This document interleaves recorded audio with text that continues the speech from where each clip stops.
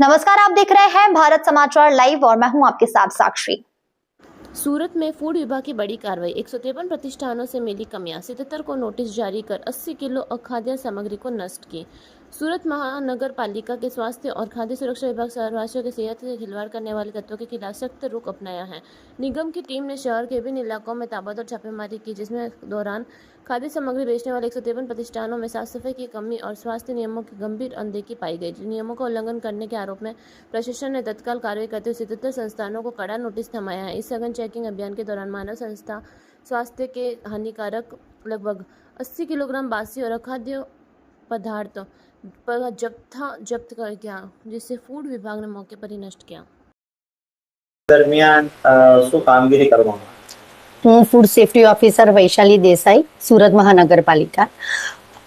સુરત મહાનગરપાલિકાના કમિશનર શ્રી અને આરોગ્ય અધિકારી શ્રીની સીધી સૂચનાથી આરોગ્ય વિભાગના ફૂડ વિભાગ દ્વારા જૂન મહિનામાં દરેક ઝોન મળીને કુલ 1176 જેટલી સંસ્થાનું ચેકિંગ કરવામાં આવ્યું અને એમાંથી 77 સંસ્થાનું તો પોસ્ટ ઇન્સ્પેક્શન પણ કરવામાં આવ્યું એપ્લિકેશનમાં અને 153 જેટલી સંસ્થામાં આરોગ્યલક્ષી ખામી જણાતા નોટિસ આપવામાં આવી અને 80 કિલો જેટલા અખાદ્ય જથ્થાનો નાશ કરવામાં આવ્યો.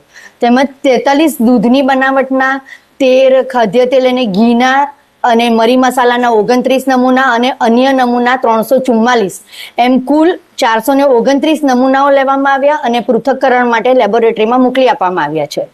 અને તે ઉપરાંત 4174 કિલો શંકાસ્પદ ખાદ્ય પદાર્થને સીઝ પણ કરવામાં આવ્યો છે અને સુરતમાં જે ટેન્કરો દ્વારા અલગ અલગ ડેરીઓમાં દૂધ સપ્લાય કરવામાં આવે છે અને તે ડેરીઓ પછી જે દૂધનું વેચાણ કરે છે તેના પણ સેમ્પલ લેવામાં આવે છે. દરેક ઝોનમાંથી મળીને કુલ 15 જેટલા નમૂના લીધેલા હતા અને એને લેબોરેટરીમાં ટેસ્ટિંગ માટે મોકલી આપ્યા છે અને જો એના રિઝલ્ટ આવશે એટલે આગળની કાર્યવાહી કરવામાં આવશે.